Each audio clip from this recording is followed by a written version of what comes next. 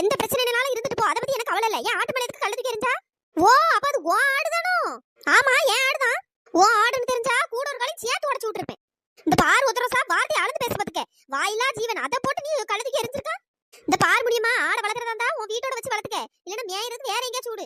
நான் ஆசாசியா பூந்தடி வாங்கி வச்சிருக்கேன். அத போட்டு தின்னுட்டு இருக்கு. நான் எவ்வளவு நேரம் தான் பத்த பேய் தொலைதா பாரு. ஏதோ காணாதது கண்ட மாதிரி அப்படி தின்னுட்டு இருக்கு.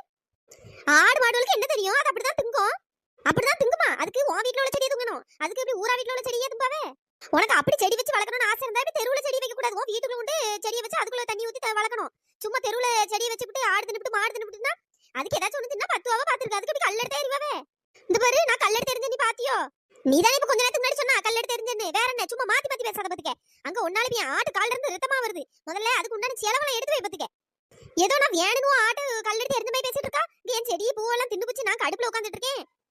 ஆமா 20 ரூபா செடி அதை தின்னுபிட்டு நீ